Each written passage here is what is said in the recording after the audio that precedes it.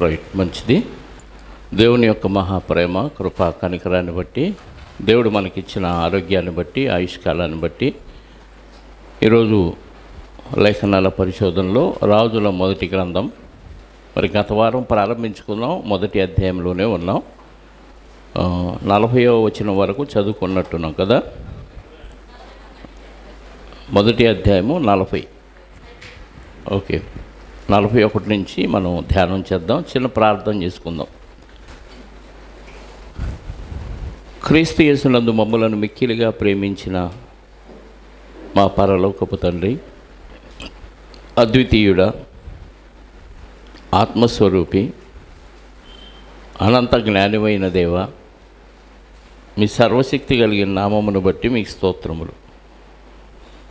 గడిచిన కాలములో ఎన్నో ప్రమాదాల నుంచి, ఎన్నో విపత్తుల నుంచి, ఎన్నో కష్ట నష్టాల్లో నుంచి మమ్మల్ని కాచి కాపాడి భద్రపరిచి మీ సన్నిధిలో చేరి వాక్యాన్ని ధ్యానించే అవకాశాన్ని మాకు అనుగ్రహించారు.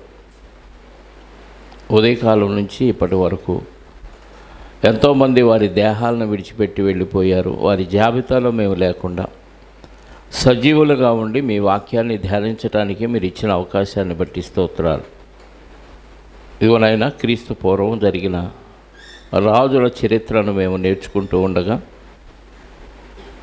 అందులో ఉన్న పాత్రలోని విశేషమైన సంగతులు వాక్యాన్ని ధ్యానిస్తున్నప్పుడు ఆత్మీయమైన కోణంలో కూడా మాకు మేము అన్వయించుకొని వాటిలోని సారాన్ని మేము తీసుకొని ఎలా ఉండకూడదో ఎలా ఉండాలో అన్న విషయాలు నేర్చుకోవటానికి యుగాంతమందున మాకు బుద్ధి కలగటానికి వ్రాయించిన మాటలు ధ్యానించడానికి మీరు ఇచ్చిన అవకాశాన్ని బట్టి స్తోత్రాలు చెల్లిస్తూ,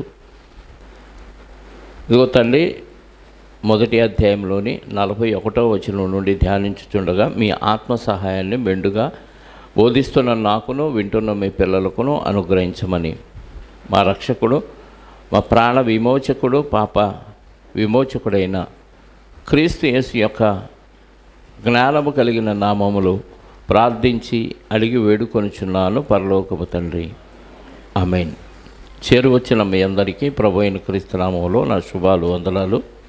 ప్రభునందు ప్రియమైన దేవుని వల్లరా, రాజుల మొదటి గ్రంథం మొదటి అధ్యాయము 41 నుంచి మనం ధ్యానం చేద్దాం. 40వ వచనం వరకు మనం చదివితే గడిచిన వారంలో మనం నేర్చుకున్నది ఏంటంటే, దావీదు గారు సొలొమోను గారికి పట్టాభిషేకం చేయమని చెప్తారు.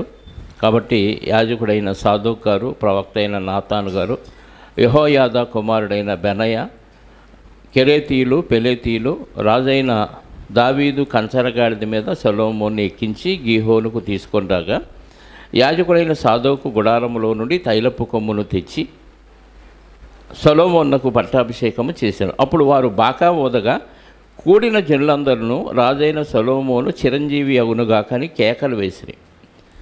మరియు ఆ జనులందరూ అతన్ని వెంబడి వచ్చి పిల్లన గురవులు ఊదుచు వాటి నాదము చేత నేల బద్దలగునట్లు అత్యధికముగా సంతోషించరు. పిల్లన గోవులు ఊదుచు సంతోషించారు.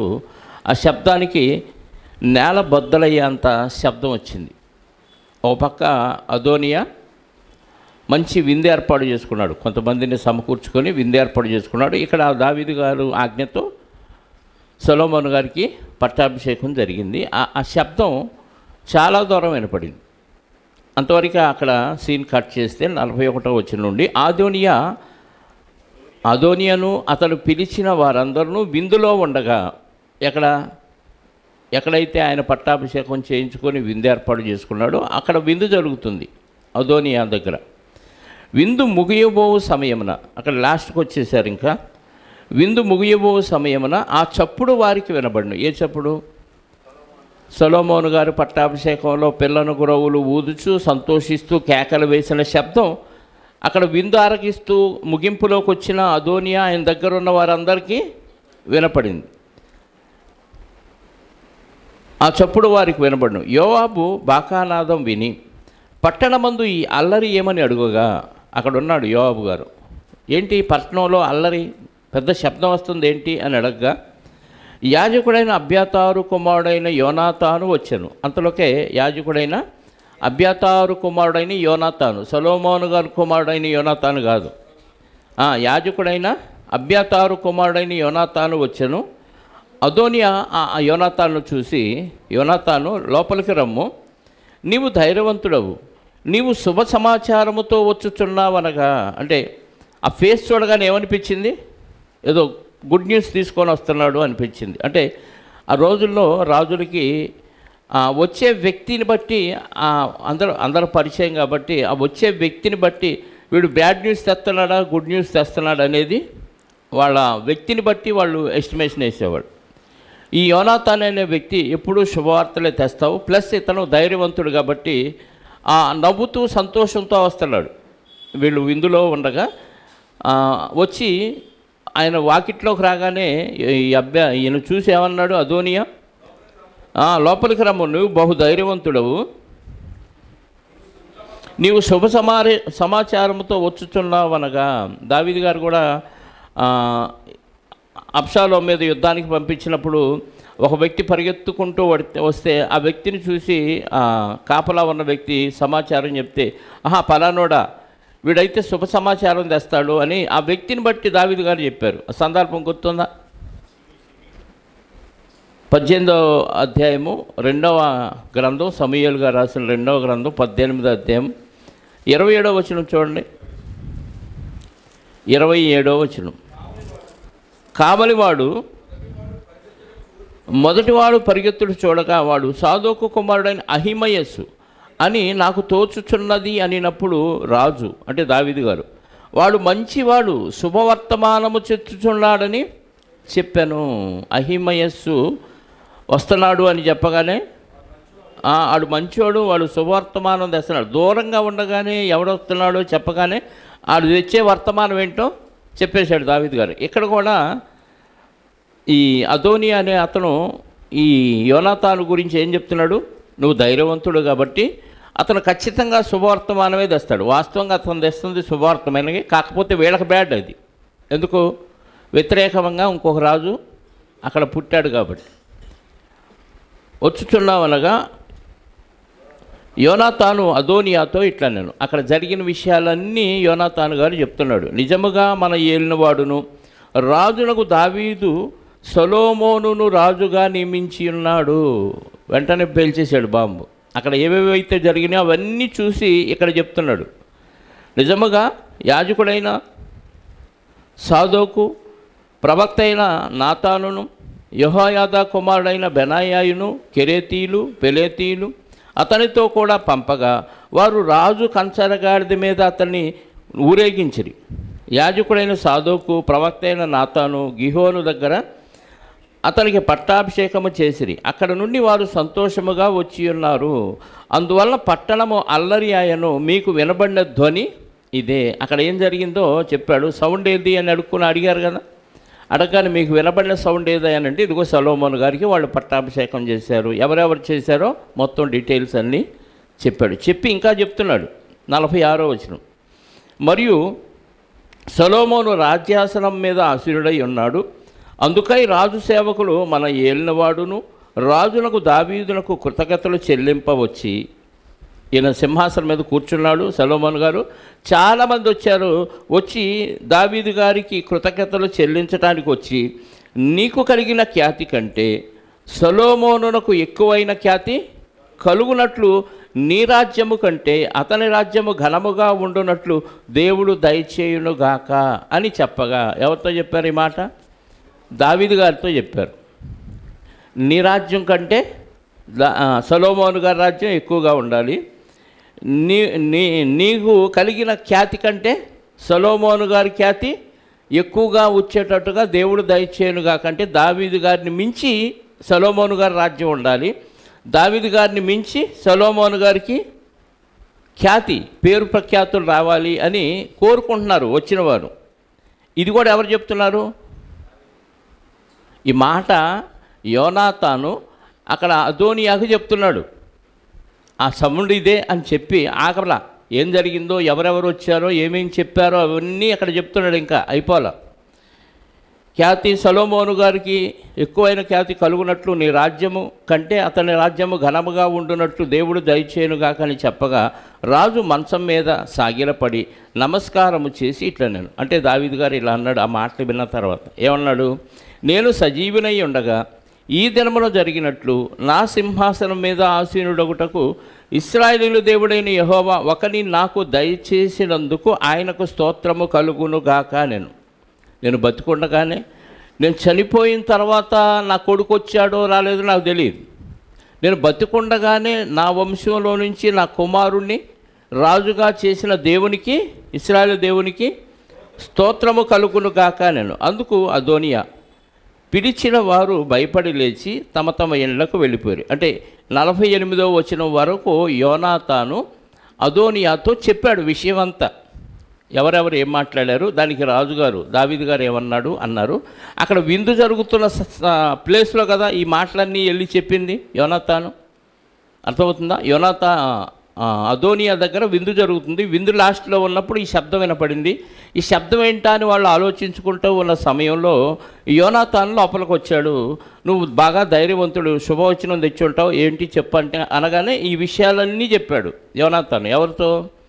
అక్కడ అదోనియా ఆయన దగ్గర ఎవరెవరైతే కూర్చున్నారో విందులో వాళ్ళందరికీ చెప్పారు. ఇదంతా అయిపోయిన తర్వాత వాళ్ళు విందు నుంచి లేచి భయపడి లేచి, అమ్మో రాజుగారు అయిపోయాడు సొలొమోను గారు, ఇక ఈయన దగ్గర ఉంటే మనకు కూడా మూడిద్ది, కాబట్టి అర్జెంటుగా ఈ విందులో నుంచి మనం ఎస్కేప్ అయిపోదాం అని ఎవరెవరైతే అదోనియా దగ్గర ఉన్నారో వాళ్ళందరూ భయపడిపోయి ఈ విందులో నుంచి మెల్లిగా ఎస్కేప్ అయిపోయారు. అది మనం 49వ వచనంలో చదువుకున్నాం. అంటే 43వ వచనం నుండి 48వ వచనం వరకు యోనాతాను మాట్లాడాడు. ఎవరితో? అదోనియా ఆ చుట్టుపక్కల వాళ్ళు ఎవరైతే ఉన్నారో వాళ్ళతో. 49వ వచనంలో అదోనియా దగ్గర విందులో ఉన్నవారు ఎవరెవరైతే ఉన్నారో వాళ్ళు అక్కడి నుంచి వెళ్ళిపోయారు. 50వ వచనం అదోనియా సొలొమోనుకు భయపడి, లాస్ట్లో అందరు నన్ను వదిలి వెళ్ళిపోయారని ఈ అదోనియా కూడా సొలొమోనుకు భయపడి బయలుదేరి బలిపీఠపు కొమ్ములను పట్టుకొనెను. బలిపీఠం ఎక్కడ ఉంటుంది? దేవుని మందిరంలో ఉంటుంది. అప్పటికింకా దేవుని మందిరం నిర్మాణం జరగల. సొలొమోను గారు రాజు అయిన తర్వాత కదా మందిర నిర్మాణం జరిగింది. యెరూషలేము మందిరం గుడారం ఉంది, గుడారంలో దేవుని మందసం ఉంది, తక్కడ బలిపీఠం, బలులు అర్పిస్తూ ఉన్నారు. ఆ బలిపీఠానికి 4 కొమ్ములు ఉంటాయి, ఎద్దు కొమ్ములు లాంటి 4 కొమ్ములు ఉంటాయి. ఆ కొమ్ములు పట్టుకున్నాడు. ఎందుకు అక్కడికి వెళ్ళి పట్టుకున్నాడు అంటే అది పరిశుద్ధ స్థలం, అక్కడ కొమ్ములు పట్టుకుంటే ఎవరో అతన్ని ఏమీ చేయకూడదు అనే ఒక ఆజ్ఞ ఉంది ధర్మశాస్త్రంలో. ఒకసారి నిర్గమాకాండం 21వ అధ్యాయము 14వ వచనం. నిర్గమాకాండం 21వ అధ్యాయము 14వ వచనం. అయితే ఒకడు తన పొరుగువాని మీద దౌర్జన్యముగా వచ్చి కపటముగా చంపలేచిన ఎడల వాడు నా బలిపీఠమును ఆశ్రయించినను వాడిని లాగివేసి చంపవలెను. ఏం చేయాలంట? లాగేసి చంపాలి. ఎందుకు? దౌర్జన్యంగా వాడు ఏం చేశాడు? కపటంగా వచ్చి చంప లేచాడు కాబట్టి వాడిని బలిపీఠం నుంచి లాగేసైనా చంపాలి. బలిపీఠం దగ్గర ఉంటే చంపకూడదనే ఆజ్ఞ ఉంది కాబట్టి అక్రమం చేసిన వాడిని బలిపీఠం దగ్గర నుంచి అయినా లాగి చంపొచ్చు. ఎందుకైనా మంచిది, ఎంతకంటే సేఫ్ ప్లేస్ ఇంకా నాకు లేదు అనుకుని దేవుని మందిరానికి వెళ్ళి అక్కడ బలిపీఠం కొమ్ములు పట్టుకొని ఏలాడుతూ ఉన్నాడు. ఎవరు రారు, నన్నేం చేయరు అని. ఈ విషయం సొలొమోను గారికి అందింది. 50వ వచనం. కొమ్ములు పట్టుకొనెను. అదోనియా రాజైన సొలొమోనుకు భయపడి బలిపీఠపు కొమ్ములను పట్టుకొని రాజైన సొలొమోను తన సేవకుడనైన నన్ను కత్తి చేత చంపకుండా ఈ దినమున నాకు ప్రమాణము చేయవలనని మనవి చేయునట్లు సొలొమోనునకు సమాచారము రాగా. ఈ అదోని ఏం చేశాడంటే వెళ్ళి బలిపీఠపు కొమ్ములు పట్టుకొని కొంతమందిని పంపించాడు సొలొమోను గారి దగ్గరికి. ఏమని? రాజుగారు నన్ను చంపనంటే నేను ఇది వదిలేసి వస్తా, లేకపోతే నేను ఈ బలిపీఠపు కొమ్ములు వదలని కొంతమందిని పంపించాడు. ఎక్కడికి? సొలొమోను గారి దగ్గరికి పంపించాడు. ఆ వర్తమానం సొలొమోను గారి దగ్గరికి వెళ్ళింది. 52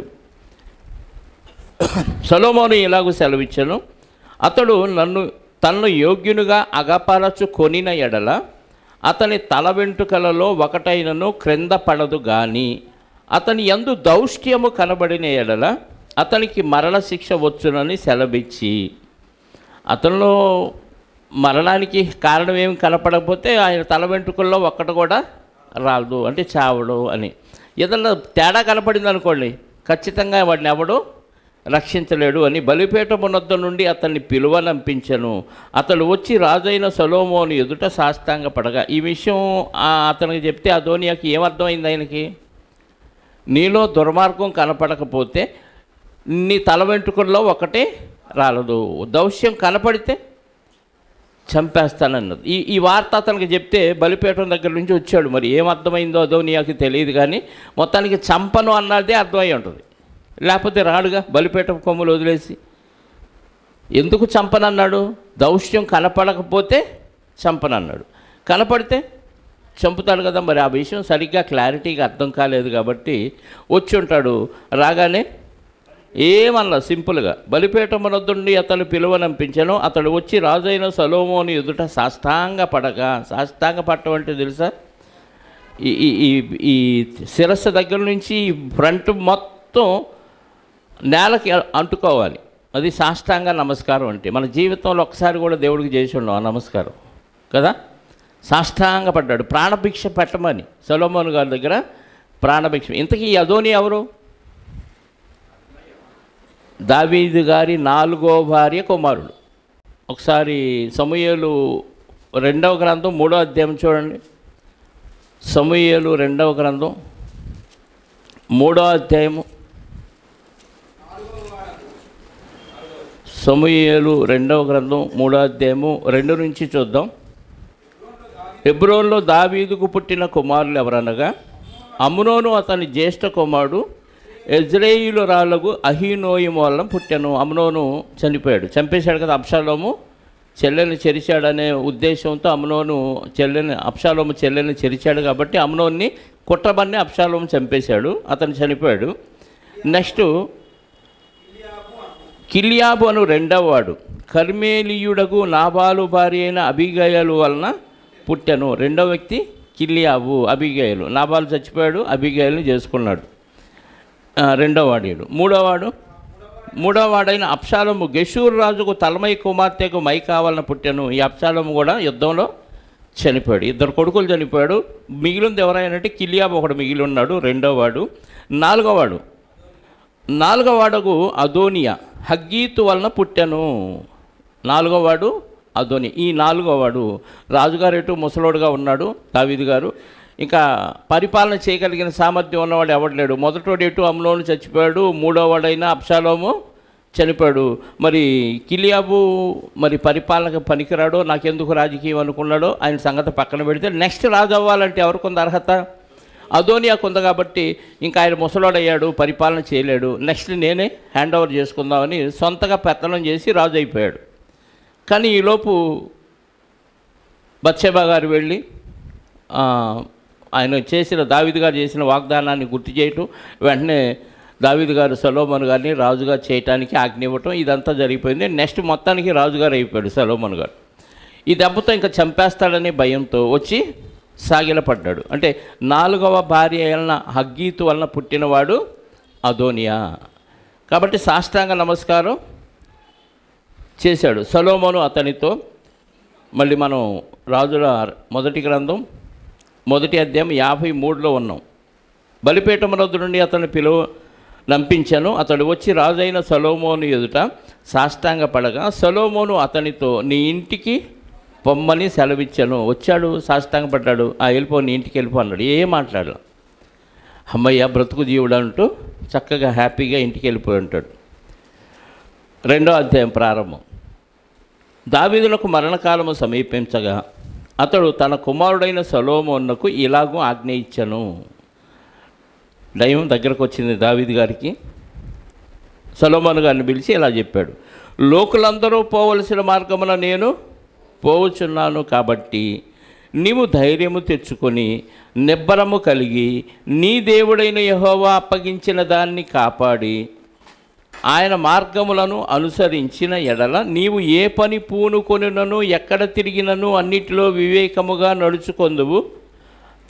మోషే ధర్మశాస్త్రంలో వ్రాయబడి ఉన్న దేవుని కట్టడలను ఆయన నియమించిన ధర్మమంతటిని ఆయన న్యాయ విధులను శాసనములను గైకొనుము. అప్పుడు నీ పిల్లలు తమ ప్రవర్తన విషయంలో జాగ్రత్తగా నుండి నా ఎదుట తమ పూర్ణ హృదయముతోనూ పూర్ణ మనస్సుతోనూ సత్యమును అనుసరించి నడుచుకొనిన ఎడల ఇశ్రాయేలు రాజ్య సింహాసనం మీద ఆసీనుడగు ఒకడు నీకు ఉండక మానడని యెహోవా నన్ను గూర్చి ప్రమాణము చేసిన మాటను స్థిరపరచును. ఇదంతా ఎవరు మాట్లాడారు? దావీదు గారు మాట్లాడారు. ఎవరితో మాట్లాడారు? సొలొమోను గారితో మాట్లాడారు. ఏమని మాట్లాడారు? ఇంత పెద్ద వాడు వాడాడు కదా. ఏంటి ఆ వాడు? మళ్ళీ చూస్తే లోకులందరూ పోవలసిన మార్గాన పోతున్నాను. జనరల్గా మనం పెద్దోళ్ళు చనిపోయేటప్పుడు అందరినీ పిలుచుకొని ఏం చెబుతాం? బాధ్యతలు అప్పగిస్తాం. ఏం బాధ్యతలు అప్పగిస్తాం? ఆస్తుల పంపకాలు అప్పగిస్తాం. అంతేనా? ఆస్తులు అప్పటిదాకా రాయకపోతే ఎవరెవరికి ఏ వాటాలో రాస్తాం. ఒకవేళ పంచకుండా చచ్చిపోయారు అనుకోండి, శవాన్ని అక్కడ పెట్టి పంచాయతీ పెట్టుకుంటాం కదా. మా తేలేదాకా ఈ శవాన్ని కాల్చడానికి కానీ పూడ్చడానికి కానీ వీల్లేదని శవ పంచాయతీ పెట్టిన సందర్భాలు చాలా విన్నాం. ఏది పెద్దోళ్ళు ఆస్తులు ఏమి రాయకుండా పోతే. అందుకే ముందుగా ఆయన ఏం చేశాడు? పిలిచి విషయం అంతా చెప్తున్నాడు. మిగతా వాళ్ళ సంగతి ఇంకా వాళ్ళకి ఏమి ఇచ్చాడో ఏ వాటాలో తెలియదు, కానీ అధికారం మాత్రం సొలొమోను గారికి ఇచ్చాడు. ఇస్తానని ముందుగానే బత్షెబ గారితో ఆయన వాగ్దానం చేశాడు కాబట్టి ఆ రాజుగా సొలొమోను గారిని చేసేసాడు. చేసిన తర్వాత ఒక బాధ్యతలు అప్పగిస్తున్నాడు. అందులో ప్రథమమైన బాధ్యత ఏంటి? నేను అందరితో పాటు నేను కూడా వెళ్ళాల్సిన ప్లేస్కి వెళ్ళిపోతున్నాను. నువ్వైతే ఏం చేయాలంటే కాబట్టి నీవు ధైర్యము తెచ్చుకొని నిబ్బరము కలిగి నీ దేవుడైన యెహోవా అప్పగించిన దాన్ని కాపాడి ఆయన మార్గములను అనుసరించిన ఎడల నీవు ఏ పని పూనుకొనినను ఎక్కడ తిరిగినను అన్నిటిలో వివేకముగా నడుచుకొందువు అన్నాడు. ఎప్పుడు వివేకంగా నడుచుకుంటాం? చెప్పండి. ఎప్పుడు వివేకంగా నడుచుకుంటాం? ఎక్కడికి వెళ్ళినా ఏ పని చేసినా తేడా వచ్చింది, నష్టపోయామంటే ఏంటి అర్థం? మనం వ్యాపారాలు చేస్తాం, ఎక్కడికో వెళ్తాం, ప్రమాదాలు జరుగుతాయి, నష్టపోతాం. ఎందుకు జరిగిందంటే నువ్వు ఆజ్ఞలో కట్టడలో సరిగ్గా అనుసరించలేదు కాబట్టి జరిగినాయి ప్రమాదాలు. వాస్తవంగా నువ్వు ధైర్యంగా ఉండు, నిబ్బరం కలిగి ఏం చేయమంటున్నాడు? నీ దేవుడైన యెహోవా అప్పగించిన దాన్ని కాపాడి నీకు ఒక పదవి ఇచ్చాడు. నువ్వు ఇశ్రాయేలు మీద రాజువి. ఆ రాజరికాన్ని నువ్వు కాపాడుకొని దేవుడు అప్పగించిన పదవిది.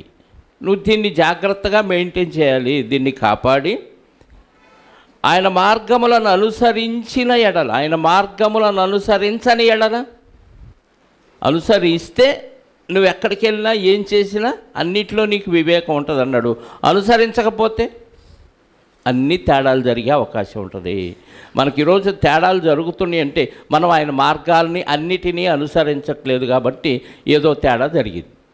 నువ్వు అన్నిటినీ అనుసరించుడు, అన్నిట్లో వివేకం ఉంటుంది, తెలివి ఉంటుంది. నువ్వు ఎక్కడ నష్టపోవు, ఎక్కడ నీకు ప్రమాదాలు కూడా జరగవు. ఎందుకంటే ఆయన కాపుదల ఉంటుంది. ఆయన ఆజ్ఞలను అనుసరించి నడిస్తే దేవుడు ఇస్తానన్నాడు ఇవన్నీ. కాబట్టి సొలొమోను గారికి అవన్నీ ఇస్తాను అన్నాడు. ఇది దేవుడు నాతో చెప్పిన వాగ్దానం అని దావీదు గారు సొలొమోను గారికి చెప్తున్నాడు. దేవుడు చెప్పిన మాటలు. ఏ పని పూనుకొన్నాను ఎక్కడ తిరిగినను అన్నిట్లో వివేకముగా నడుచుకొందువు. మోషే ధర్మశాస్త్రంలో వ్రాయబడి ఉన్న దేవుని కట్టడలను ఆయన నియమించిన ధర్మమంతటిని ఆయన న్యాయ విధులను శాసనములను గైకొనుము. ఆజ్ఞలన్నీ పాటించును. నువ్వు ఎక్కడికి వెళ్ళినా ఏం చేసినా అన్నిట్లో నీకు మేలే జరిగిద్ది, వివేకం ఉంటుంది. అప్పుడు నువ్వు ఇలా నడుచుకుంటే, ఎవరితో చెప్తున్నాడు?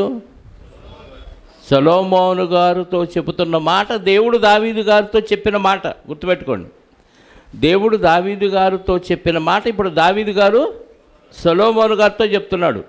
నువ్వు ఎక్కడికి వెళ్ళినా ఏం చేసినా అన్నిట్లో నువ్వు వివేకంగా నడుచుకుంటావు అని దావీదు గారితో దేవుడు చెప్పాడు. చెప్పిన మాట ఇప్పుడు సొలొమోను గారితో చెప్తున్నాడు. సొలొమోను గారితో ఏం చెప్తున్నా అంటే, ఇలా నువ్వు నడిస్తే దేవుడు నాకు ఇలా చెప్పాడు, అప్పుడు నీ పిల్లలు తన ప్రవర్తన విషయంలో జాగ్రత్తగా ఉండి నా ఎదుట తమ పూర్ణ హృదయముతోనూ పూర్ణ మనస్సుతోనూ సత్యమును అనుసరించి నడుచుకొనిన ఎడల ఇశ్రాయేలుల రాజ్య సింహాసనం మీద ఆసీనుడకు ఒకడు నీకు ఉండక మానడని యెహోవా నన్ను గూర్చి ప్రమాణము చేసిన మాటను స్థిరపరచును. అది నాకు చెప్పాడు దేవుడు. ఏమని? నువ్వు ఇలా నడుచుకో, నీ పిల్లలు కూడా ఇలాగే నడుచుకుంటే అప్పుడు నీ సింహాసనం మీద ఆసీనుడయ్యేవాడు ఉండక మానడు. ఖచ్చితంగా ఒకడు ఉంటాడు. ఎప్పుడు? పూర్ణ హృదయముతో పూర్ణ మనస్సుతో నువ్వు నీ తర్వాత వారసులు కూడా ఇలా నడుచుకుంటే నీ సింహాసనం శాశ్వతంగా ఉండిపోద్ది అని దేవుడు నాతో చెప్పిన మాటని నువ్వు ఇలా పాటిస్తే నీ పిల్లలకు కూడా నేర్పిస్తే స్థిరపరుస్తాడు దేవుడు అన్న విషయాన్ని సొలొమోను గారికి దావీదు గారు చెప్తున్నాడు. దేవుడు చెప్పిన మాట, తనతో చెప్పిన మాట. ఒకడు ఉండక మానడని యెహోవా నన్ను గూర్చి ప్రమాణము చేసిన మాటను స్థిరపరచును. 5వ వచనం. అయితే సిరియా కుమారుడైన యోవాబు నాకు చేసిన దాన్ని ఇశ్రాయేలు సేనాధిపత్యకు నేరు కుమారుడైన అబ్నేను యెతెరు కుమారుడైన అమాషాయును వారిద్దరికీ అతడు చేసిన దాన్ని నీ వెరుగుదువు. ఏం చేశాడు? చంపేశాడు కదా. అబ్నేరేమో నిన్ను ఇశ్రాయేలీలందరినీ నీ పక్షంగా చేస్తాడని మాట్లాడటానికి దావీదు గారి దగ్గరకు వచ్చి తిరిగి వెళ్ళిపోతే ఈ లోపు వచ్చి ఏం చేశాడు? యోవాబు మెదలకుండా వెళ్ళిపోయి నమ్మకంగా చంపేశాడు. కత్తి తీసుకొని కసక్కన పొడిచేశాడు. అవి ఎవరిని? అబ్నేర్ని. అలాగే అమాషాను కూడా అలాగే చంపాడు.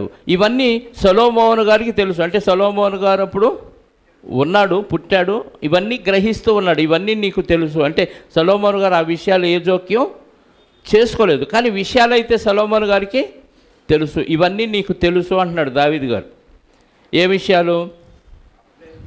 ముందుగా దావీదు గారు సొలొమోను గారికి ఇచ్చిన ఒక మంచి విషయం, సలహా ఏంటంటే, దేవుడు నా గురించి చెప్పింది నువ్వు కూడా ఫాలో అయితే నీ సింహాసనం స్థిరస్థాయిగా ఉండిపోద్ది అని ఆయన కట్టడలు విధులు అన్నీ ఖచ్చితంగా పాటించాలి. నువ్వు ఎక్కడికి వెళ్ళినా ఏం చేసినా వివేకంగా నడుచుకుంటావని, దేవుణ్ణి విడిచిపెట్టొద్దు అనేది మొదటగా చెప్పాడు. రెండవది, ఎవరెవరు శత్రువులో వాళ్ళకి ఏం చేయాలో అది చేయమన్నాడు. రాజు అయిన తర్వాత శత్రుశేషం రుణశేషం ఉండకూడదు, క్లోజ్ చేసుకోవాలి. కాబట్టి నెక్స్ట్ రాజతంత్రం ఇది. ఎవరెవరు ఏమేం చేశారో చెప్పించాడు దావీదు గారు యోవాబు గారిని. తెలుసు కదా, సిరియా కుమారుడైన యోవాబుని చెప్పించాడు. ఈ విషయాలు గుర్తు చేస్తున్నాడు. ఈ యోవాబు సంగతి నీకు తెలుసు. సిరియా కుమారుడైన యోవాబు నాకు చేసిన దాన్ని ఇశ్రాయేలు సేనాధిపతి నేరు కుమారుడైన అబ్నేరును యెతెరు కుమారుడైన అమాషాయును వారిద్దరికీ అతడు చేసిన దాన్ని నీ వెరుగుదు. అతడు వారిని చంపి యుద్ధ సమయమందైనట్లుగా సమాధాన కాలమందు రక్తము చిందించి దాన్ని తన నడికట్టు మీదనో తన పాదరక్షల మీదనో పడజేసెను. నీకు తోచినట్లు అతనికి చేయవచ్చును, కానీ నీకు ఏదనిపిస్తే అది చేయి అతనికి. ఎవరికి? యోవాబుకి. యోవాబు ఎవరు? దావీదు గారికి అక్క కొడుకే కదా, మేనల్లుడు. నీకు తోచినట్టు అతనికి చేయి సొలొమోనా. అయితే అతని నరిసిన వెంట్రుకలు, తల వెంట్రుకలు సమాధికి నెమ్మదిగా దిగనీయవద్దు. అంటే ఏంటి అర్థం? ముసలోడైనా వెంట్రుకలు నరిసినా నెమ్మదిగా చచ్చిపోకూడదు. అంటే ఏదో శిక్ష విధించమని ఇండైరెక్ట్గా చెప్పేశాడు. ఎందుకంటే దావీదు గారు పర్మిషన్ లేకుండా ఒక అబ్నేర్ని అమాషాయిని చంపేశాడు. కాబట్టి అతనికి నువ్వు ఏం చేయాలో నువ్వే చూసుకో అని, నువ్వు తెలియగలవాడు కదా, నీకు తెలుసు కదా ఏం చేయాలో, అది చేసిందేంటో మీకు తెలుసు కదా అని సొలొమోను గారికి అప్పగించాడు. అంటే ఒక శత్రువుగా భావించిన వ్యక్తికి ఏం చేయాలో సొలొమోను గారికి ఒక బాధ్యతని అప్పగించాడు. 7వ వచనం. నేను నీ సహోదరుడైన అబ్షాలోము ముందర నుండి పారిపోగా, అబ్షాలోము తరిమితే పారిపోయాడు కదా, దేశం ప్రాంతాన్ని వదిలిపెట్టి అరణ్యానికి వెళ్ళిపోయాడు. ఒకసారి సౌలు రాజు గారు తరిమితే వెళ్ళిపోయాడు. రెండోసారి అబ్షాలోము తరిమితే వెళ్ళిపోయాడు. అప్పుడు ఏం జరిగిందో తెలుసు కదా. అబ్షాలోము ముందర నుంచి పారిపోగా గిలాదీయుడైన బర్జిల్లై కుమారులు నాకు సహాయమునకు వచ్చిరి. నీవు వారి మీద దయ ఉంచి నీ బల్ల యొద్ద భోజనము చేయవారిలో వారిని చేర్చుము. ఒక కీడు ఒక మేలు. బర్జిల్లా ఏం చేశాడు?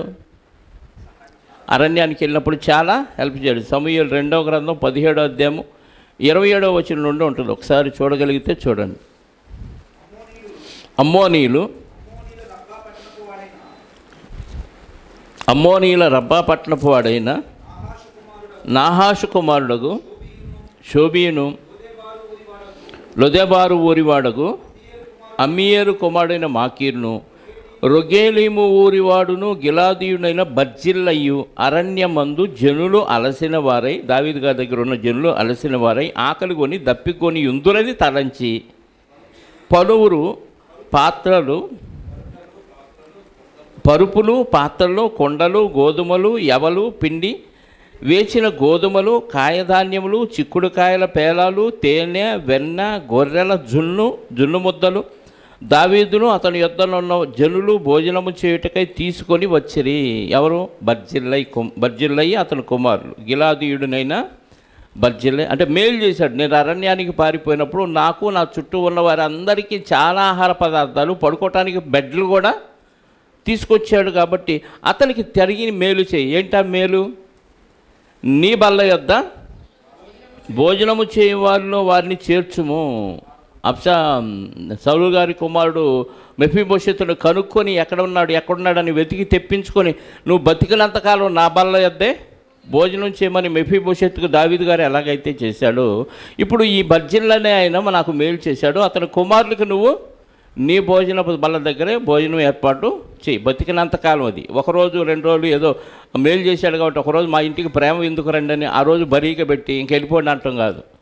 ఈయన ఎలాంటి మేలు చేస్తాడు? లైఫ్ లాంగ్ నువ్వు బతికున్నంతకాలం నా భోజనం బల్ల దగ్గరే భోజనం చెయ్యి, నా కుటుంబంతో పాటు నువ్వు కూడా నా దగ్గరే భోజనం. అంత మేలు నువ్వు ఖచ్చితంగా అతన్ని నీ బల్ల దగ్గరే భోజనం చేసే ఏర్పాటు చెయ్యి. ఎవరికి? బర్జిల్లయికి అతని కుమారుడు. ఆయన చనిపోతాడు, ఆయన పెద్దోడు కాబట్టి ఆయన వారసులకి నువ్వు ఏర్పాటు చేయమని చెప్పాడు. అంటే అప్పగింతలు. 8వ వచనం, మరియు బెన్యామీనీయుడైన గెరా కుమారుడు బహూరీము ఊరివాడునైన షిమి నీ యొద్దన ఉన్నాడు. నేను మహనయీమునకు వెళ్ళుచుండగా అతడు నన్ను శపించను. షిమి తెలుసు కదా, ఎగతాళి చేశాడు. అరణ్యానికి పోతుంటే ఎంతమంది చుట్టూ అటు ఇటు బలాజ్యులు ఉన్నప్పటికీ ఏమాత్రం బెదరకుండా భయంకరంగా తిట్టాడు. అది కూడా మనం సమూయేలు 2వ గ్రంథం 16వ అధ్యాయం 5వ వచనం నుండి చూడండి ఒకసారి. 16వ అధ్యాయం 5వ వచనం నుండి. రాజైన దావీదు బహూరీము దాపునకు వచ్చినప్పుడు సౌలు కుటుంబీకుడు గెరా కుమారుడైన షిమి అనునొకడు అచ్చట ఉండి బయలుదేరి వచ్చాను. అతడు వెంట నడుచుచు దావీదును శపించుచు జనులందరూ బలాజ్యులందరూ దావీదు ఇరుపార్శ్వములా ఉండగా రాజైన దావీదు మీదను అతని సేవకులందరి మీదను రాళ్ళు రుబుచు వచ్చాను. ఈ షిమి నరహంతకుడా, దుర్మార్గుడా, చీపో నీవేల వలనని నీవు వెళ్ళగొట్టిన సౌలు ఇంటివారి హత్యను యెహోవా నీ మీదకి రప్పించి యెహోవా నీ కుమారుడైన అబ్షాలోము చేతికి రాజ్యమును అప్పగించి ఉన్నాడు. నీవు నరహంతకుడవు గనుకనే నీ మోసములో నీవు చిక్కుబడి ఉన్నావని చెప్పి రాజును శపించాడు షిమి. శపించిన ఆయన మళ్ళీ ఏం చేశాడు తెలుసా? చూద్దాం. మళ్ళీ రాజుల 2వ గ్రంథం 1వ గ్రంథం 2వ అధ్యాయంలోకి వచ్చాం. ఈ షిమి నీ వద్ద అన్నాడు, నేను మహనీయమునకు వెళ్ళుచుండగా అతడు నన్ను శపించాను. మళ్ళీ నేను తిరిగి రాజ్యంలోకి వచ్చేటప్పుడు నెక్స్ట్ పాయింట్, నన్ను ఎదుర్కొంటకై అతడు యోర్దాను నది వద్దకు దిగిరాగా. మళ్ళీ తిరిగి దావీదు గారు వచ్చేటప్పుడు అప్పుడేమో శపించాడు, ఇంకా పోయాడు, ఇక అబ్షాలోమే రాజు అయిపోతాడు, దావీదు గారి పని ఇంతటితో అయిపోయింది అనుకుని అప్పుడు శపించాడు. కానీ అబ్షాలోము చనిపోవటం, దావీదు గారు అరణ్యంలోంచి మళ్ళీ తిరిగి రాజ్య పరిపాలనకు వస్తున్నాడని తెలిసి మళ్ళీ ఎదుర్కోవటానికి వెళ్ళాడు. 19వ అధ్యాయము అదే సమూయేలు గ్రంథం 16వ వచనం నుండి చూడండి. దావీదు గారు తిరిగి అరణ్యం నుంచి నగరానికి వస్తున్న సమయంలో షిమి అనేవాడు ఏం చేశాడు? 16వ వచనం నుండి 19వ అధ్యాయము 16వ వచనం నుండి. అంతలో బహూరీమునందున్న బెన్యామీనుడకు గెరా కుమారుడైన షిమి త్వరపడి రాజైన దావీదుని ఎదుర్కొంటకై యోధావారితో కూడా వచ్చాను. అతని యొద్ద 1000 మంది బెన్యామీనీలు ఉండిరి. ఎవరి దగ్గర? షిమి దగ్గర. మరియు సౌలు కుటుంబమునకు సేవకుడవు సీబాయును. ఇదంతా అవసరం లేదురండి. అతను తిరిగి మళ్ళీ దావీదు గారి దగ్గరికి వచ్చాడు. 19 నా ఏలినవాడ, నేను చేసిన ద్రోహము నా మీద మోపకము. నా ఏలినవాడవును రాజునకు నీవు యెరూషలేమును విడిచిన వేళ నీ దాసులకు నేను మూర్ఖించి నీ చేసిన దోషమును జ్ఞాపకమందు ఉంచకము, మనస్సునందు ఉంచుకొనకము. నేను పాపము చేసినని నాకు తెలిసినది కనుక యోసేపు వారందరితో కూడా నా ఏలినవాడవును రాజునకు నిన్ను ఎదుర్కొనుటకై నేను ముందుగా వచ్చి ఉన్నాను అనెను. అంతటా సిరియా కుమారుడు అభిషై, యెహోవా అభిషేకించిన వారిని శపించిన ఈ షిమి మరణమునకు పాత్రుడు కాడా అని అడగగా దావీదు, సిరియా కుమారులారా, మీకును నాకును ఏమి పొందు? ఇట్టి సమయమును మీరు నాకు విరోధులగుదురా? ఇశ్రాయేలులో ఎవరైనాను ఈ దినమున మరణశిక్ష పొందుదురా? ఇప్పుడు నేను ఇశ్రాయేలు వారి మీద రాజునైతిని అను సంగతి నాకు తెలిసే ఉన్నది అని చెప్పి ప్రమాణము చేసి నీకు మరణశిక్ష విధింపనని షిమీతో చెప్పాను. అప్పుడు తిట్టాడు కాబట్టి పగబెట్టుకున్నాడు. వచ్చాడు, క్షమాపణ అడిగాడు కాబట్టి ఈరోజు ఎవడో చావటానికి వెళ్ళలేదు. ఎందుకంటే శుభ దినం ఇది. మళ్ళీ తిరిగి దావీదు గారు వచ్చి పట్టాభిషేకం అంటే రాజ్య పరిపాలన చేపట్టబోతున్నాడు కాబట్టి ఈరోజు పండగ వాతావరణం. ఈ వాతావరణంలో ఎవడో చనిపోయిన వార్త వినకూడదు కాబట్టి ఈ షిమిని నేను క్షమించాను అని ఆ రోజు అతన్ని క్షమించాడు. కానీ దావీదు గారికి మనసులో ఏముంది? పగ ఉంది, కక్ష ఉంది. ఎవరి మీద? షిమి మీద. ఆ రోజు చంపను అన్నాడు, వదిలేశాడు. ఇంకా రాజుగారి మాట అంటే మాటే. కానీ ఈ మరణాన్ని సొలొమోను గారికి అప్పగిస్తున్నాడు. ఈ షిమి గురించి నీకు తెలుసు కదా, అప్పుడు నన్ను చెప్పించాడు. తర్వాత మళ్ళీ నేను వచ్చేటప్పుడు నన్ను బతిమలాడి నా దగ్గర సాగిలపడి క్షమించమన్నాడు. నేను క్షమించాను. అయితే నువ్వేం చేయాలి? నన్ను ఎదుర్కొంటగా అతడు యోర్దాను నది వద్దకు తిరిగి రాగా, మళ్ళీ రాజుల గ్రంథంలోకి వచ్చాం. 8వ వచనం అయిపోయింది. యెహోవా తోడు కత్తి చేత నేను చంపనని అతనికి ప్రమాణం చేసి తిని వారిని నిర్దోషిగా ఎంచవద్దు. నేను మాత్రం చంపనని ప్రమాణం చేశాను కాబట్టి నువ్వు మాత్రం వాడిని నిర్దోషిగా ఎంచవద్దని సొలొమోను గారితో చెప్తున్నాడు. నీవు సుబుద్ధి గలవాడవు గనుక వానిని ఏమి చేయవలనో అది నీకు తెలియను. వాని నెరసిన తల వెంట్రుకలు రక్తముతో సమాధికి దిగజేయము. ఏం చేయాలో నువ్వు చేయి. మొత్తానికి ఆడు నరిసిన వెంట్రుకలతో సమాధికి వెళ్ళిపోవాలి. రక్తముతో అంటే చంపబడాలి అని చెప్తున్నాడు ఇండైరెక్ట్గా. దావీదు గారైతే చంపనని మాట ఇచ్చాడు కాబట్టి చంపలేదు. కానీ ఆ చావటం అనేది, ఆ చావు వాయిదా పడింది. ఎవరికి అప్పగించాడు? సొలొమోను గారికి అప్పగించాడు. అంటే ఒకటేమో దేవుడిని హత్తుకొని ఉండాలి, ఆయన కట్టడలు విధులు పాటించాలి. నీ పూర్ణ హృదయంతో పూర్ణ మనస్సుతో నువ్వు దేవుణ్ణి అనుసరించాలి, సత్యాన్ని అనుసరించాలి అనేది మొదటి ఆజ్ఞ. తర్వాత చెప్పింది పగ, ఎవరెవరి మీద పగ తీర్చుకోవాలో, ఎవరెవరిని నీ బల్ల దగ్గర చేర్చుకోవాలో ఇవన్నీ చెప్తున్నాడు. రాజు అయిన కొత్తలో అప్పగింతలు. 10వ వచనం. తరువాత దావీదు తన పితరులతో కూడా నిద్ర పొంది దావీదు పట్టణమందు సమాధిలో పెట్టబడెను. దావీదు ఇశ్రాయేలులను ఏలిన కాలము 40 సంవత్సరములు. హెబ్రోనులో అతడు 7 సంవత్సరములను, యెరూషలేములో 33 సంవత్సరములు ఏలెను. ముందేమో హెబ్రోనులో 7 సంవత్సరాలు ఏలాడు. ఆ తర్వాత పారిపోయాడు. మళ్ళీ వచ్చి యెరూషలేములో 33, మొత్తం కలిపి 40 సంవత్సరాలు దావీదు గారు పరిపాలన చేశాడు. ఇశ్రాయేలీలు యూదులు అందరి మీద, 12 గోత్రాలందరి మీద సౌలు గారి తర్వాత పరిపాలన చేసిన వ్యక్తి దావీదు గారు. సౌలు గారు 40 సంవత్సరాలు పరిపాలించాడు. ఇశ్రాయేలీలు అందరినీ కలిపి, యూదులు ఇశ్రాయేలు కలిసి ఉన్నప్పుడు. సౌలు గారి తర్వాత 40 సంవత్సరాలు మళ్ళీ దావీదు గారు పరిపాలన చేశాడు. దావీదు గారి స్టోరీ ఎంతటితో సమాప్తం. చనిపోయాడు. అలానే ఇంకా దావీదు గారి పేరు ఉండదు అనుకోకండి బైబిల్లో. ఓకే. 12వ వచనం. అప్పుడు సొలొమోను తన తండ్రి అయిన దావీదు సింహాసనం మీద ఆసీనుడయ్యను. అతని రాజ్యము నిలకడగా స్థిరపరచబడెను. అంతలో హగ్గీతు కుమారుడైన అదోనియా సొలొమోను తల్లియగు బత్షెబా యొద్దకు రాగా ఆమె సమాధానముగా వచ్చుచున్నావా అని అతన్ని అడిగాను. ముందొచ్చాడు, ప్రాణభిక్ష పెట్టాడు సొలొమోను గారు, వెళ్ళిపోయాడు. నువ్వు ఇంటికి వెళ్ళిపో సమాధానంగా అనగానే వెళ్ళిపోయాడు. ఇప్పుడు మళ్ళీ వచ్చాడు. ఎక్కడికి వచ్చాడు? బత్షెబా సొలొమోను గారి తల్లి దగ్గరకు వచ్చాడు. వచ్చేటప్పుడు అడిగింది, నువ్వు సమాధానంతో వస్తున్నావా, ఏమన్నా విరోధం పెట్టుకోవడానికి వస్తున్నావు అంటే సమాధానంగానే వస్తున్నానని తల్లిగారితో చెప్పాడు. ఏమైంది?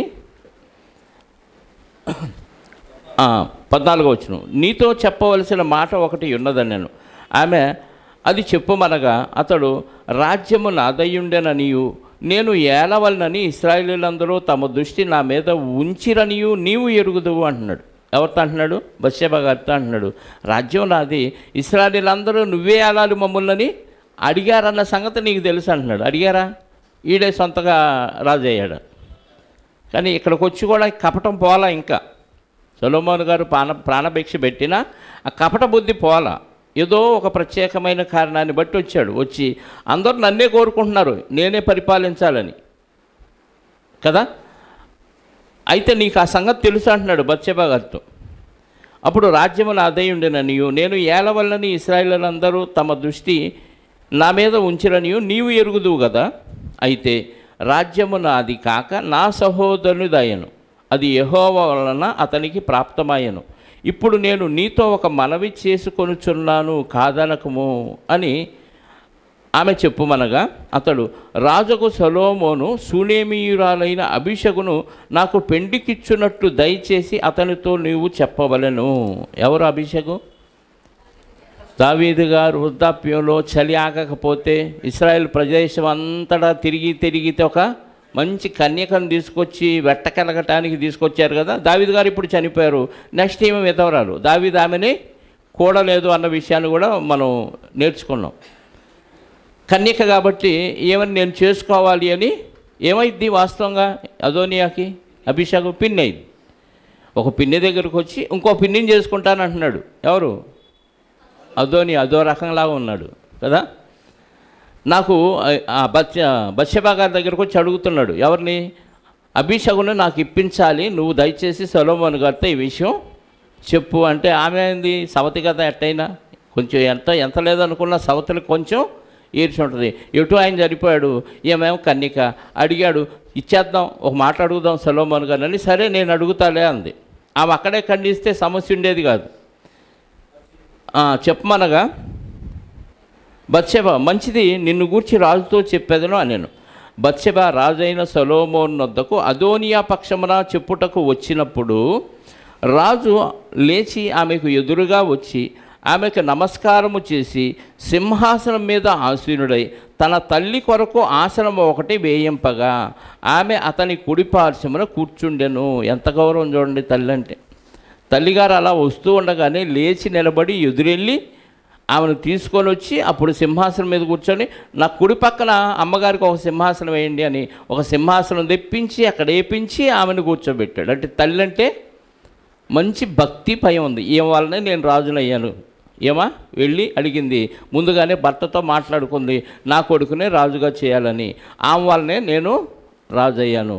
ఆ విషయం సొలొమోనుకి గుర్తు. ఎందుకంటే ఆమె మనకి సామెతల గ్రంథంలో ఒక మాట ఉంటుందండి. ఆమె సొలొమోను గారిని ఎలా కందో ఆమె మాటల్లోనే మనం ఒకసారి చూడగలిగితే సామెతల గ్రంథం 31వ అధ్యాయము 1వ వచనం నుండి చూద్దాం. లెముయేలు మాటలు, రాజైన లెముయేలు మాటలు, అతని తల్లి అతనికి ఉపదేశించిన, అంటే తల్లిగారు సొలొమోను గారికి మంచి దేవుని మాటలు చెప్పింది అంతే కదా. అతని తల్లి అతనికి ఉపదేశించిన దేవోక్తి లెముయేలు అంటే సొలొమోను గారికి మరొక పేరు అనుకోవాలంతే. నా కుమారుడా నేనేమందును, నేను కన్న కుమారుడా నేనేమందును, నా మ్రొక్కులు మ్రొక్కి కనిన కుమారుడా నేనేమందును అంటుంది. అంటే దేవుడికి మొక్కుకుంది. ఈ సొలొమోను గారు పుట్టక ముందే నా గర్భంలో ఒక వ్యక్తి పుట్టాలి, అతను ఈ యోధా గోత్రాన్ని ఏలాలి. దేవుడిని అడిగింది. ఒక హన్నా ఎలాగైతే సమూయేలు గారిని దేవుడి దగ్గర నుంచి అడిగి బహుమానం తీసుకొని దేవునికి ఎలాగైతే ప్రతిష్ఠించిందో, అలాగే ఈమె బత్షెబ గారు దేవుడిని అడిగి మొక్కుకొని ఇతన్ని కందన్నమాట. ఆ విషయాలన్నీ సొలొమోను గారికి తెలుసు అన్నమాట. అందుకే తల్లి అంటే ఎంతో గౌరవం. అందుకే వస్తూ ఉండగానే చూశాడు, వెంటనే రాజు సింహాసనం దిగి వెళ్ళిపోవటం గొప్ప విషయం కదా. వెళ్ళి తల్లిగారిని వెంట పెట్టుకొని తీసుకొని వచ్చి అప్పుడు సింహాసనం మీద కూర్చొని తల్లిగారికి తన కుడి పక్కన సింహాసనం వేయించి కూర్చోమ్మా అని చక్కగా కూర్చోబెట్టాడంటే ఎంత మాతృభక్తి ఉందో సొలొమోను గారికి మనకు అర్థం కావాలి. ఓకే, 20వ వచనం. ఒక చిన్న మనవి చేయగోరుచున్నాను, నా మాట త్రోసివేయకమని చెప్పగా రాజు, నా తల్లి చెప్పుము, నీ మాట త్రోసివేయననగా ఆమె, షూనేమీయురాలైన అబీషగును నీ సహోదరుడైన అదోనియాకు పెండ్లికి ఇప్పింపవలెను అనెను. చెప్పేసింది, కొండ బద్దలు కొట్టేసింది. నీ సహోదరుడైన అదోనియాకి నీ తండ్రి భార్యను అభిషగుని ఇప్పించాలి అని మనవి చేసింది. వెంటనే రాజుగారికి భయంకరమైన కోపం వచ్చింది. కానీ ఇస్సిరి సింహాసనం మీద నుంచి ఒక తన్ను దన్నేవాడాము ఆ కోపంతో. కానీ మహాజ్ఞాని కదా, ఇంకా దేవుడి దగ్గర నుంచి జ్ఞానం పొందుకోలేదు. కానీ చాలా అన్నీ చూస్తూ ఉన్నాడు. ఈ అమ్నోనును చంపటం, అబ్షాలోము హత్య కావించబడటం, ఇవన్నీ వాళ్ళ కుటుంబంలో జరిగే ఈ అవకతవకలు, అమ్నోను తామారును చెరచటం, ఈ దావీదు గారు పారిపోవటం, ఇవన్నీ ఆయన చూసి విన్నాడు కాబట్టి, అన్నీ తెలుసు కాబట్టి చాలా కంట్రోల్లో ఉన్నాడు. తల్లి ఈ మాట అడగగానే ఆయనకు బాగా కోపం వచ్చింది. కానీ కోపాన్ని కంట్రోల్లో పెట్టుకొని ఎంత నెమ్మదిగా ఎంత చక్కగా మాట్లాడాడో చూడండి. 22 అందుకు రాజైన సొలొమోను, షూనేమీయురాలైన అభిషకులు మాత్రమే అదోనియా కొరకు అడుగుటయ్యేలా. ఎందుకమ్మా ఈ మాట అడిగావు? అడుగు బుద్ధి లేకపోతే నీకన్నా లేదా అనలేదు. షూనేమీయురాలైన అభిషకులు మాత్రమే అడుగుటయ్యేలా, అదోనియా కొరకు అడుగుటయ్యేలా. అతడు నా అన్న కాబట్టి అతని కొరకు యాజకుడైన అబ్యాతారు కొరకును, అతని కొరకును యాజకుడైన అబ్యాతారు కొరకును, సిరియా కుమారులైన యోవాబు కొరకును రాజ్యమును అడుగుమని తన తల్లితో చెప్పాను. ఏమడగమన్నాడు? రాజ్యం ఇచ్చేనాయన అని అడగలేదేంటి? ఎవరి కొరకు? సిరియా కుమారుడైన యోవాబు కొరకు, అబ్యాతారు కొరకు, అదోనియా కొరకు. వీళ్ళకి అభిషేకులు అడగటం ఏంటి? అదోనియా కొరకు. ఇది కూడా అడుగు, వాళ్ళ ముగ్గురు కోసం. అడగలేదమ్మా అని అడిగాడు. అంటే కోపాన్ని దిగమింకొని ఎంత సెటైర్ వేసాడో చూసారా? జ్ఞాని కదా కొంచెం అని చెప్పాను, తల్లితో చెప్పాను. మరియు రాజైన సొలొమోను, యెహోవా తోడు, అదోనియా పలికిన ఈ మాట వలన అతని ప్రాణమునకు నష్టము రాకపోయిన ఎడల దేవుడు నాకు గొప్ప అపాయము కలుగచేయునుగాక. ఏమంటున్నాడు? అదోనియా పలికిన ఈ మాట తల్లి చెప్పింది కాబట్టి తల్లిని క్షమించాడు. నువ్వు వాడు బుద్ధి లేకపోతే నీకైనా లేదా అనకుండానే ఆమె నోరు మూపించి, ఇతనికి ప్రాణమునకు నష్టము రాకపోయిన ఎడల నాకు దేవుడు గొప్ప అపాయము కలుగచేయును కాక. అంటే అర్థం ఏంటి? ఆడు చావపోతే నాకు నష్టం వచ్చింది, ఆడు చావాలి అని డైరెక్ట్గా చెప్పకుండా ఏమన్నాడు? ఈ మాటలు ఇట్లాగే ఉంటాయి బైబిల్లో. అతడికి ప్రాణహాని జరగకపోతే దేవుడు నాకు గొప్ప అపాయము కలుగజేయును గాక. అంటే ఖచ్చితంగా వాడు చావాల్సిందే. ఆ మాట అన్నాడు. ఒక తండ్రి భార్యను అబ్షాలోము చేసిందే ఘోరమైన పాపం. ఇప్పుడు తండ్రి చనిపోతే పినతల్లి లాంటి ఆమెని నాకు ఇమ్మని ధైర్యంగా వచ్చి అడిగాడంటే ఆ రోజు ప్రాణభిక్ష పెట్టబట్టే కదా ఈ రోజు ఎంత ధైర్యం చేసి వచ్చాడు అని కోపం వచ్చి ఆ మాట పలికాడు. నన్ను స్థిరపరచి నా తండ్రి సింహాసనం మీద నన్ను ఆసీనునిగా చేసి తన వాగ్దాన ప్రకారము నాకు కుటుంబము కలుగజేసిన యెహోవా జీవము తోడు, అదోనియా ఈ దినమున మరణమవునని చెప్పి యెహోయాదా కుమారుడైన బెనయాను పంపగా అతడు అదోనియా మీద పడినందున అతడు, ఇది మీద పడగానే చచ్చిపోతారా అంటే పడి చంపేశాడని అర్థం. ఏమి లేకుండానే కలబడి చంపేశాడు. ఎవరు? బెనయాను, యెహోయాదా కుమారుడైన బెనయాను పంపగా అతడు అదోనియా మీద పడినందు అతడు చనిపోయాడు. మీద పడి చంపేశాడు అంతే. కుస్తీ పట్టాడో మరి ఏం చేశాడో తెలియదు. తరువాత రాజు యాజకుడైన అబ్యాతారునకు సెలవిచ్చినదేమనగా, అనాతోతులో నీకు కలిగిన పొలమునకు వెళ్ళుము. ఎవరికి చెప్పాడు? యాజకుడైన అబ్యాతారు.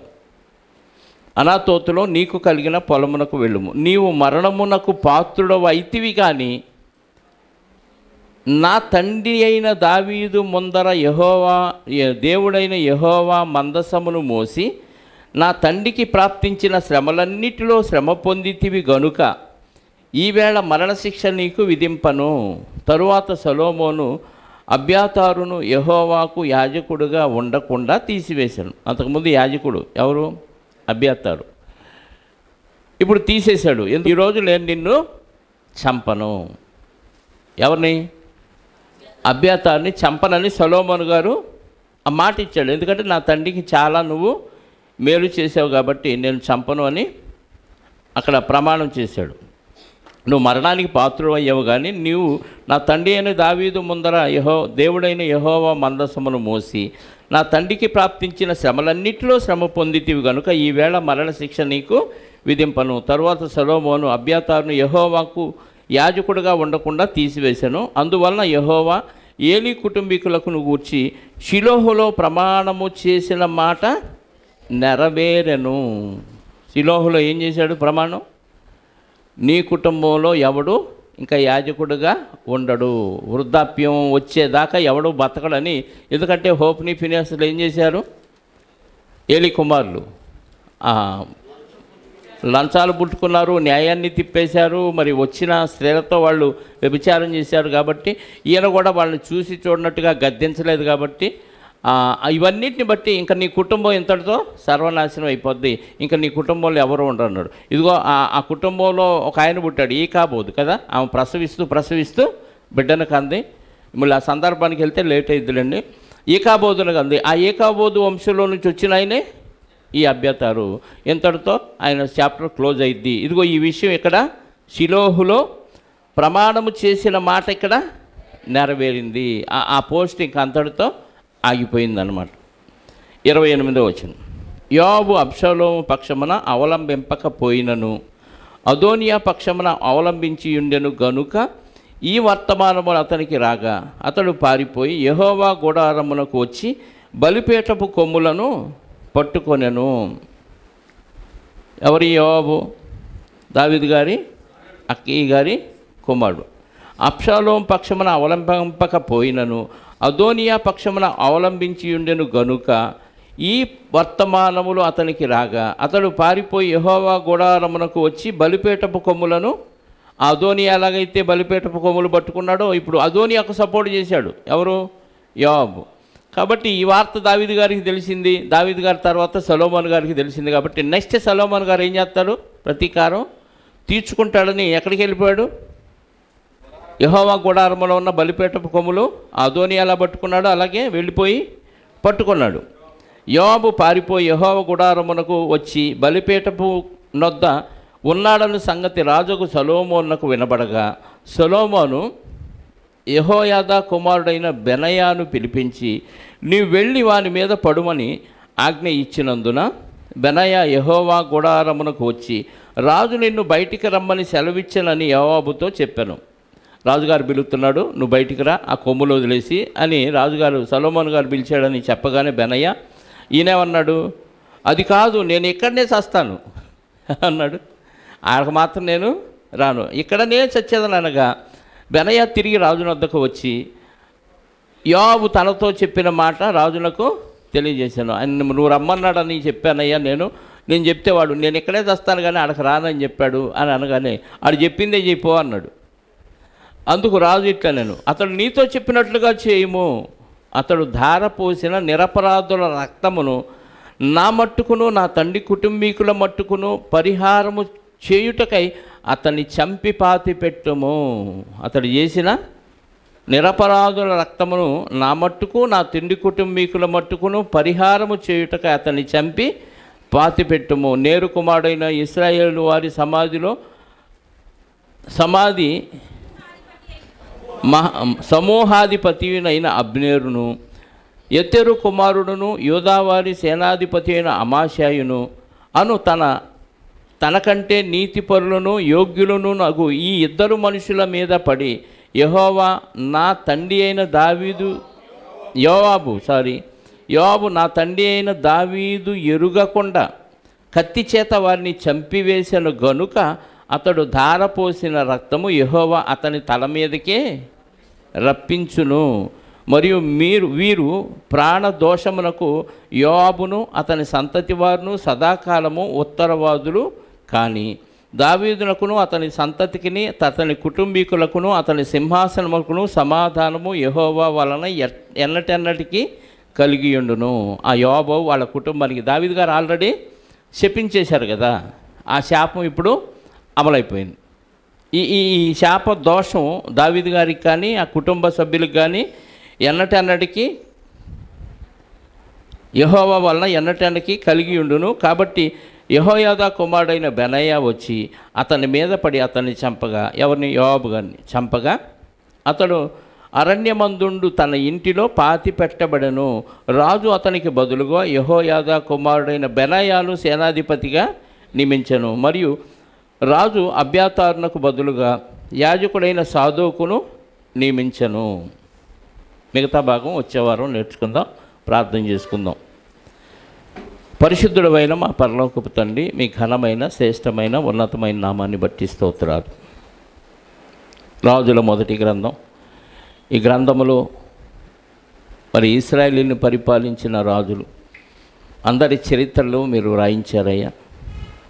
ఏ ఏ రాజులు ఎంతకాలం పరిపాలించారు, ఏ ఏ రాజులు మీకు అనుకూలంగా పరిపాలించారు, ఏ ఏ రాజులు మీకు వ్యతిరేకంగా పరిపాలించారు, ఆ తర్వాత రాజుల మరి చరిత్ర ఆగిపోయి తండ్రి అన్నిలో పరిపాలనలో వీరు చెరకు కొనిపోబట్టం, ఈ విషయాలన్నీ ఈ రాజుల గ్రంథం ద్వారా మేము నేర్చుకోబోతున్నాము నాయన.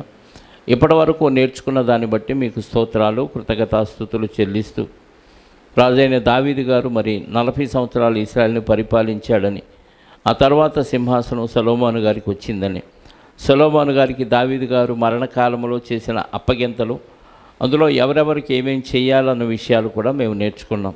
అందులో నుంచి ఆధ్యాత్మికమైన పాఠాలు కూడా మాకు అనుగ్రహించినందుకు స్తోత్రాలు చెల్లిస్తూ, మేము కూడా మీ పూర్ణ ఆజ్ఞను పూర్ణ హృదయంతోనూ పూర్ణ మనస్సుతోనూ అనుసరించిన ఎడల ఎక్కడికి వెళ్ళినా ఏమి చేసినా అన్నిట్లో వివేకంగా నడుచుకుంటామని, మీ కాపుదల మాకుంటుంది అని తెలియజేసిన విధానాన్ని బట్టి మీ స్తోత్రాలు. విన్న మాటను దుష్టుడికి అప్పగించకుండా మాలో ఉన్న పరిశుద్ధాత్మకు అప్పగించుకొని మీ చిత్తానుసారంగా జీవించగలిగే భాగ్యాన్ని మాకు అనుగ్రహించండి. ఇదిగో తండ్రి, మరి తిరిగి మీ పిల్లలు వారి గృహాలకు వెళ్ళుచుండగా సురక్షితంగా వారి కుటుంబాలకు చేర్చండి. వచ్చిన వారిలో ఎవరెవరికి అనారోగ్యం ఉందో, ఆర్థిక సమస్యలు ఉన్నాయో, మానసిక బలహీనతలో రుగ్మతలు ఉన్నాయో ప్రతి ఒక్కరిని పేరు పేరున జ్ఞాపకం చేసుకొని, మీ చిత్తమైతే వారి ఆలోచనలు హృదయాలోచనలు మీకు అనుకూలమైతే వాటిని నెరవేర్చమని కోరుకుంటూ, మా రక్షకుడు మా పాప విమోచకుడైన క్రీస్తు యేసు యొక్క అతి శ్రేష్టమైన నామములో ప్రార్థించి అడిగి వేడుకొనుచున్నాను పరలోకపు తండ్రి, ఆమేన్. మనందరి కన్న తండ్రి అయిన దేవుని ప్రేమ, ఆయన ప్రియ కుమారుడైన యేసుక్రీస్తు వారి కృప, పరిశుద్ధాత్మ యొక్క అన్యోన్య సహవాసము ఇప్పుడు ఎల్లప్పుడూ సకల పరిశుద్ధులకు సదాకాలము తోడయుండి నడిపించునుగాక. ఆమేన్. అందరికీ వందనాలు. Thank you.